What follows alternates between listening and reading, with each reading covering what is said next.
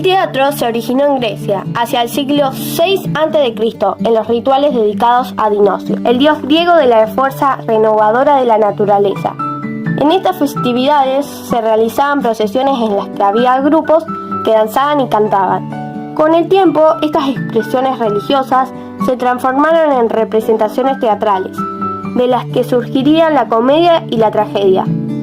Solo los varones podían participar del elenco en el antiguo teatro griego y encarnaban todos los personajes. Salían a escenas con máscaras que tenían los rasgos que identificaban a los personajes. Las obras teatrales trataban sobre temas relevantes para los griegos, como las guerras, las disputas políticas, la identificación nacional, entre otros. Esquilo, Sófocles y Eurípides son algunos de los autores griegos más destacados.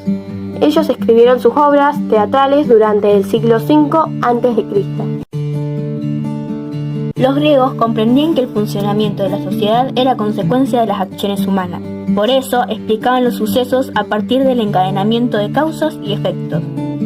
También trataron de transmitir la información de manera fidedigna, por lo que incluían obras de otros autores y entrevistaban testigos de los sucesos que referían.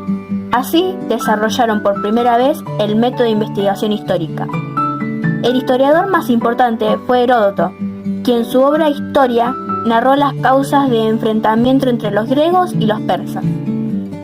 Además, los griegos le dieron gran importancia a la retórica, es decir, el arte de hablar en público para persuadir a otros.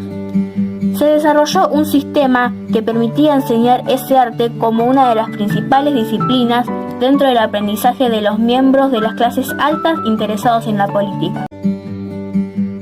Los siglos que siguieron a la invasión dórica son conocidos como Edad Oscura, porque no existen testimonios escritos que permitan reconstruir su historia.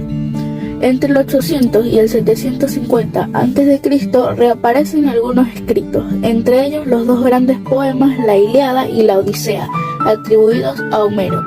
Además de su valor artístico, estos textos son fuentes para identificar características de la sociedad griega de ese momento.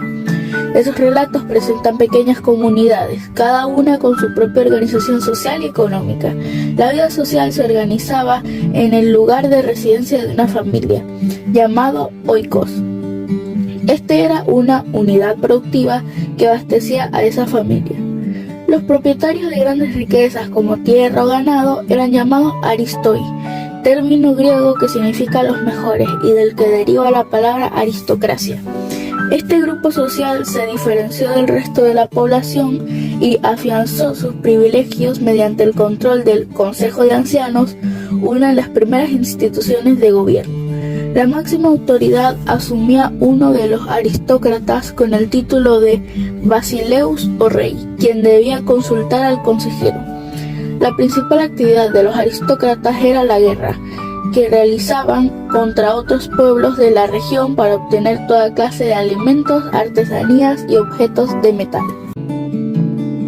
A partir del siglo VIII a.C., en la ciudad de Olimpia se realizaban competencias en honor del dios Zeus, a las que se llamaba Juegos Olímpicos. En los Juegos Olímpicos participaban representantes de las distintas ciudades griegas, que debían realizar un entrenamiento de por lo menos 10 meses. Se enfrentaban en pruebas de destrezas, el pentathlón, que incluía carrera de velocidad, salto en largo, lanzamiento de disco, de jabalina y lucha. ¿Cómo explicaban los griegos el origen de la humanidad? Prometeo, descontento con el reinado de Zeus, decidió quedarse a vivir en la tierra. Según cuentan los griegos, Prometeo fue el creador de los hombres, tomó tierra y agua y, con el barro, modeló un cuerpo semejante al cuerpo de un dios. Ahí nació la primera generación de hombres y mujeres, que pronto se multiplicaron y llenaron la tierra.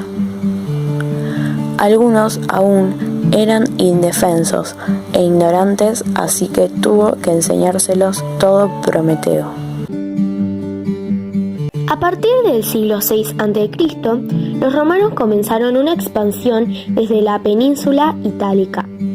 en el siglo II a.C., aprovecharon las disputas entre las ciudades griegas para convertir a Grecia en una de sus provincias y las ciudades griegas debieron pagar tributo a Roma. En el siglo I a.C., los griegos intentaron sublevarse contra sus dominadores, pero no tuvieron éxito. Aunque Roma impuso su poder militar y político sobre Grecia, esta cultura influyó de una manera extraordinaria en los romanos, que aprendieron de la filosofía, la ciencia, el arte y las creencias griegas.